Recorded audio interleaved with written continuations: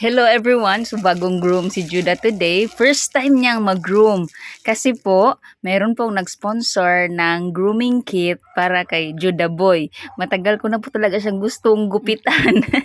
Kaso gunting lang yung meron ako. Good thing, meron po kaming follower na mahal talaga si Judah Chedasa. So nag-sponsor siya nitong grooming kit for Judah. Si Judah lang kasi naman ang needed ng grooming kit. So bumili na din ako ng mga ribbons kasi yan yung pampapogi after. Gagamitin nilang dalawa yan sa simbahan. So dalawang red ang binili ko for Spike and BB Girl at blue for Judah. Meron ding gunting, yung pabilog at itong klase ng gunting na pang trim lang siya. So meron ding mga ano pa to? Ito, mga cable para sa charger at itong ay din ko alam kung ano to. I don't know. Para saan kaya ito, no? Sige lang, basahin ko is manual. At saka isang oil. Para daw yan ganito, sa razor after daw magamit. Lalagyan ata kapag na-standby na naman ng matagal. Maraming salamat po sa sponsor. So, ito na, bagong ligo. Si Judah at si Hadasa ngayon. Kaya, I decided na ngayon ko na i-groom. Pinatuyo ko muna ng bugoy. Tingnan nyo. Tingnan yung mukha, oh. Ang kapal na kasi ng buhok niya, tapos ang init na ngayon, 'di ba? Ang init na talaga ng mundo. So, talagang kailangan na ni Judah ng gupitan yung buhok niya. Pero hindi ko po iniklian. Hindi ko po kinalbo si Judah Boy kasi wala lang, hindi ko gusto yung mukha niya kapag kalbo siguro. Marami kasi ako nakikita nakakalbo. Natatakot ako kapag baka hindi na tutubo ng maganda yung buhok.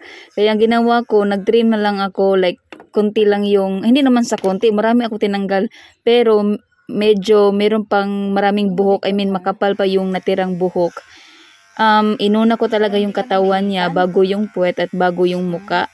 Kasi yung katawan niya yung unang natuyo, yung puwet basa-basa pa kasi kaya hindi ko muna inuna. Yung mukha po ni Judah Boy, hindi ko po talaga kinapalan yung pagkuha. Like, short lang yung kinuha ko kasi hindi naman importante yung sa muka. Ang importante lang na matrim is yung katawan niya dahil sobrang init. So, ulitin ko po, nag-groom ako kay Judah dahil ayaw kong mainitan siya ng sobra sa panahon ngayon. Kung ano lang to, kung for fashion lang, talagang gugupitan ko yung mukha niya, ayusin ko yung mukha niya. Pero kasi sa akin lang is talagang mabawasan lang yung buhok niya para hindi masyadong mainit sa katawan.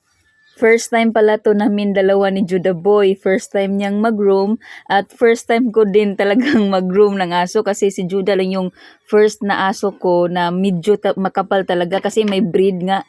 Half kasi si Judah, half Aspin at saka half Maltese. Kaya talaga napaka-powerful ng dugo ng Maltese. Talagang nasa Maltese na side si Judah Boy. Hindi mo ma-obvious na talagang may Aspin na lahi siya. So, ito lang po yung ginawa ko, basic lang na pag-trim kasi first time ko at saka ayoko kasing nasi-stress si Judah kasi pansin ko medyo mahaba yung proseso at saka medyo nai-stress na si Judah Boy. Kaya ito lang yung ginawa ko, like yung paanga nila ni Judah is ginupitan ko lang ng mabilis. So, wag mo nang mag-judge bakit ang pangit ng gupit ko. First time ko kasi, like, wala talaga akong experience po. Sa bandang tiyan ni Judah, I mean sa tiyan mismo talaga, sa ilalim is kinalbo ko talaga. Kasi dapat doon walang fur kasi dapat malamig sila doon. Medyo kasi talaga yung panahon, sobrang init. So kinalbo ko talaga yung tiyan niya.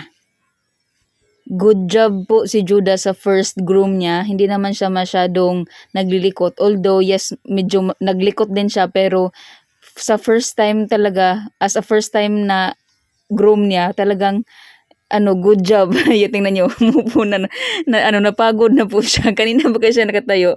Good job, Judah Boy! Good thing nasanay si Judah na lagi kong sinusuklayan, kaya hindi na siya masyadong, talaga, naglilikot. Yay, gwapo-gwapo man na. Ay, tingnan niyo.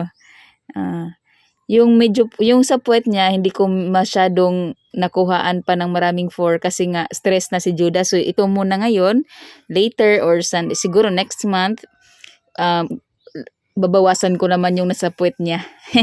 Ang gwapo ng Juda, no? Ay, tika gwapo At ito na yung Ayan butay. Thank you po sa lahat May ng butay sumuporta naman sa na, page namin ng mga Grabe, bata. tika I hope gwapo na naman mag-subscribe na. kayo at Anak. bumili kayo sa merch namin. Thank you so much po. God Ang bless you. gwapo. Ay, baby.